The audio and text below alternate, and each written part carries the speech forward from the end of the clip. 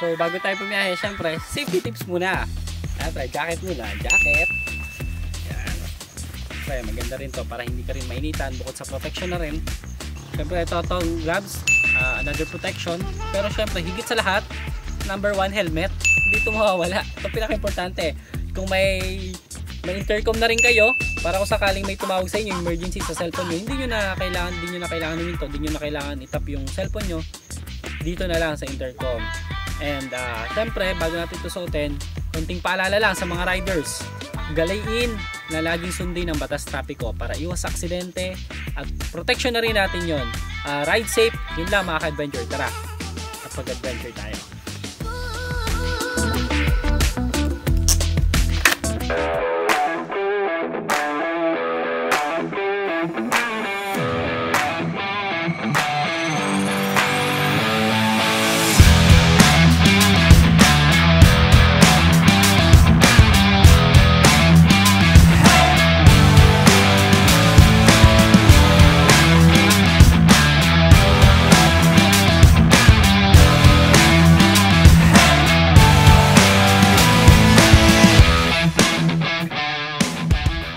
Ngayon, sa ating episode 5 naman, mula Fort Magsaysay, pabiyahe tayo papuntang Dilasag, Aurora, kung saan dadalhin namin kayo sa isang katangi-tanging lugar, ang nag-iisa at ang tinaguriang The Last Paradise of the North.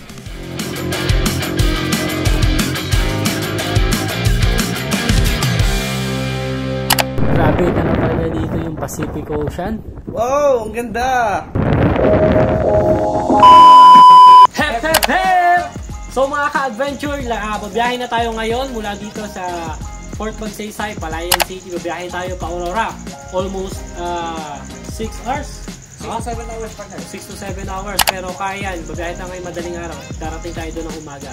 Kaya antayin nyo ang aming susunod na K-Adventure. Dito lang yan sa Kaugnay Adventure. Tara!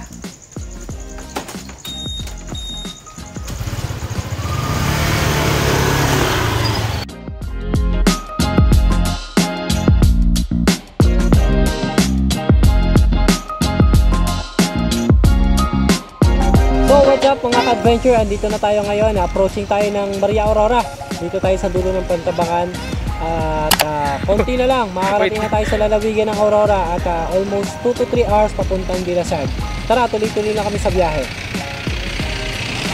Kasalukuyan natin binabagtas ang Malasigsag Road. Ito yung part na to ng Pabaler Aurora. Approaching na tayo doon. So konti na lang at makakalapag na rin tayo at para makapagpahinga.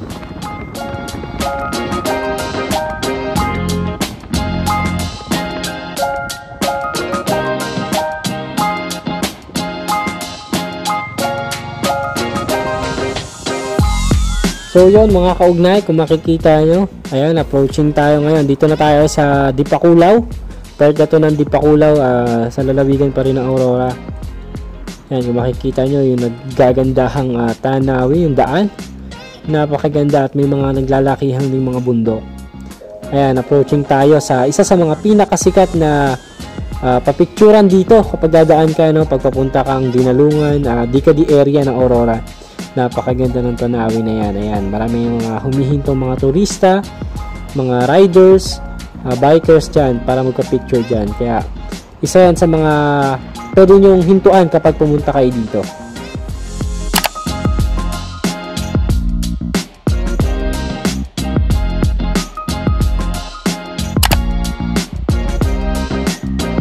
At ngayon, nandito tayo ngayon sa isa sa napakagandang spot din. Itong napakahabang tulay na to, part pa rin ng Dipakulaw, Aurora.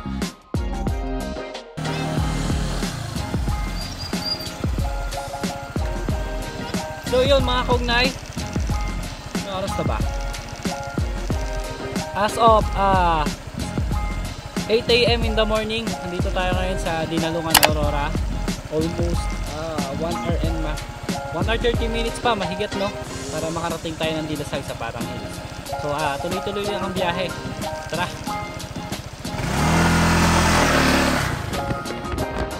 At ngayon naman, nandito, paparating na tayo sa Arc ng Kasiguran. Yan, pwede rin kayo dyan mga huminto, may mga riders dyan na nagpapapicture.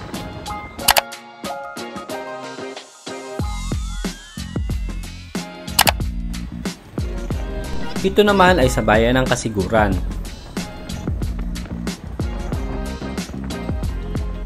So ngayon, ito naman yung daanan na papunta ng Parang Hills kapag nakarating na kayo dito. Ibig sabihin, malapit na kayo sa mismong Parang Hills.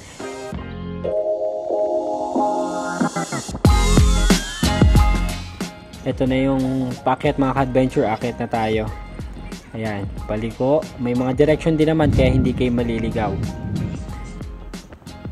Yan, may 20 pesos na entrance fee. As of 10 AM, andito na tayo ngayon sa paakyat na ng Parang Hills. Dito yon sa Barangay Dinyog. Part pa rin yan ng Dilasag. Ito yung barangay na nakakasakop sa Parang Hills. So ngayon, magko-courtesy call tayo at makakapanayam natin si kapitan ng kasalukuyang barangay captain ngayon ng Barangay Dinyog. At makakuha tayo sa kanya ng ibang history. And syempre, hikayatin niya na rin yung mga tao na makapunta dito sa mga gusto makapunta at hindi pa nakakarating ng Parang Hills, no? So maganda dito, ayun. So pupunta natin siya at tingnan natin siya ng kanyang mensahe para sa ating mga viewers, sa ating mga kaugnay, ating mga ka-adventure na gustong magpunta dito. Tara, samahan niyo kami.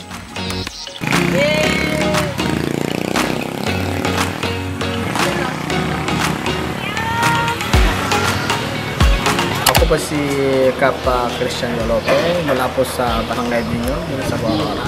Nagagalak nga po kami at isa sa barangay po namin yung isa sa napipili na punta ng ating mga local and international tourists. Dama po namin yung pagdagsa rin ng turista mo sa amin gaya po ng pagpunta sa Parang Hills. At syempre yung mga dinarayo na isa rin po rito yung admin pong mga white beaches at resorts dito sa amin pong barangay. Isa sa kaakit-akit makikita natin ay yung tinatawag nating overlooking. Kasi dito, taraw natin yung bayan ng Kasiguran, bayan ng Dilasag, at bayan ng Hinapigi, Isabela. Iyan yung isa sa pinupunta ng ating turista. At syempre, yung tanaw din natin yung tinatawag natin Pacific Ocean. Yung damang-dama natin yung ganda ng ating karagatan. Sa mga nais na gustong mabisita, yung aming pinang-ingatan na likas na yaman ng aming barangay, ay nais po namin kayong anyayahan na mabisita ng aming munting tourist destination para makita po natin yung isa sa ating pinakamagandang tanawin ng ating bansang Pilipinas, na dinarayo ng maraming Pilipino. Patunay lang na ang Pilipinas ay mayroong angking kagandahan pagdating sa likas na yaman. Ako po si Miligrita Liana, kolektor po ng Barangay Dinyog. Ako po yung napili ng mga barangay official para magkolekta po sa Parang Hills. Yung sinisigil nyo, ma'am, ay yung parang environmental signal. Okay. Ma'am, pag pumunta po yung mga po natin dito, mga turista po natin, ano po yung parang expect nila sa Parang Hills? Nagtatanong po sila na kung ano daw po ang makikita sa Parang Hills. Ang sabi ko naman, umakyat na lang po kayo para makita po ninyo yung Parang Hills kung mag-enjoy po kayo talaga doon, sir. Inaanyayahan ko po ang lahat ng mga turista sa buong Pilipinas. May entrance po tayo na 20 pesos for environmental fee.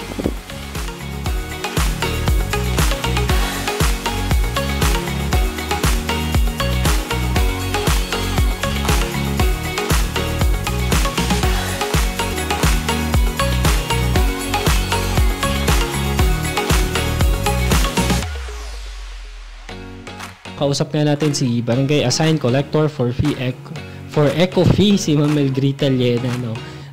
Isa rin sa mga binanggit niya na itong part nga ng Dilasag, itong bayan ng Dilasag, talagang part na siya ng lalawigan ng Aurora dati pa man. And mga nakatira talaga dito is sa mga Dumagat at mga Ilonggo tribe, no? Ayun yung kanyang nabanggit. But kalaunan, syempre dahil nga sa ganda ng lugar, talagang pinuntahan na rin siya at dito na rin piniling manirahan ng mga iba pang lahi na nanggaling pa sa iba't ibang parte ng Luzon. Yung bayan naman ng Dilasag, itong municipalidad mismo ng Dilasag, ever since part na siya ng Aurora. Yun. And nung nakausap naman natin si Barangay Assign Collector, si Ma'am Melgrita Llena, no, isa rin yan sa mga nabanggit niya sa atin. So yun mga ka-adventure, yung word naman na Dilasag, hinati siya sa dalawang pantig o dalawang pangalan, no? Dito siya nagsimula sa yung word na di na nangangahulugang kasaganahan, and yung lasag naman na nangangahulugang laman o karne. Dito nabuo yung salitang Dilasag, kaya tinawag itong bayan ng Dilasag, Municipality of Dilasag.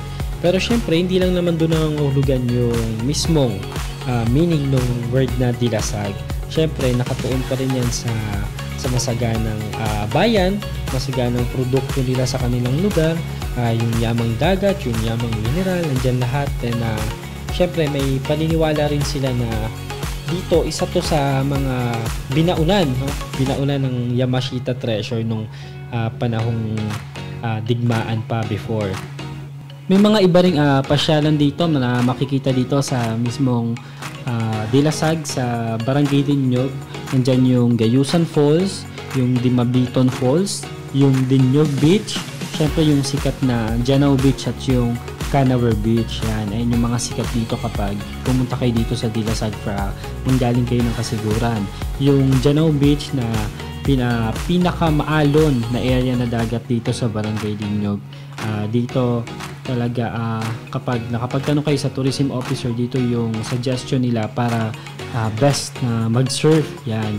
And kahit lantap yung parte ng dagat sa Dinyog, yung sa Janao ay maalon, yung Canaver Beach naman yung pinakamagandang liguan. Yung Canaver Beach, isa yan sa mga sikat dito na beach dito sa Dilasag. Pinakamagandang liguan dahil bukod sa white sand dito, talagang pinong-pino yung buhangin, tapos napakaputi. Ito yung beach na maligamgam ang tubig at suitable sa mga bata at matatanda na atap sa mga malamig na tubig panligo, no? At ngayon, heto na tayo, ang ating pinakahihintay. Welcome to Parang Hills!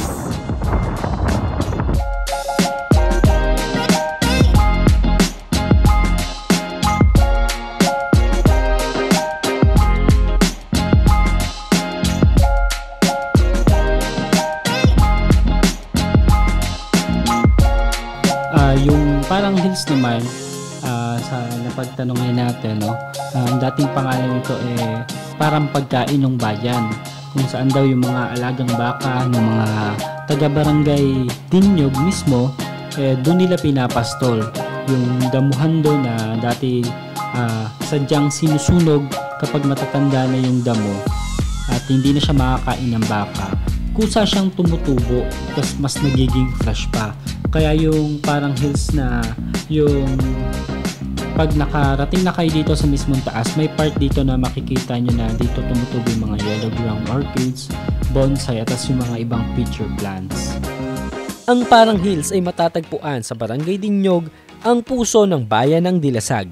Isa ito sa kahanga-hanga atraksyon panturista na kinagigiliwan ng mga bisita dahil sa napakagandang tanawin at payapang kapaligiran. Dito na kami ngayon sa pinakatuktok ng Parang Hills, pinakadulo. So kung makikita nyo ang karagatan, napakaganda, napakalinis, at napakahangin, napakaganda. Hindi sila rin mapagod mga kaugnay, dito rin kayo pumunta at napakaganda ng view dito. Sa Nueva Ecija, dali kasi kami ng Nueva Ecija sa Mississippi.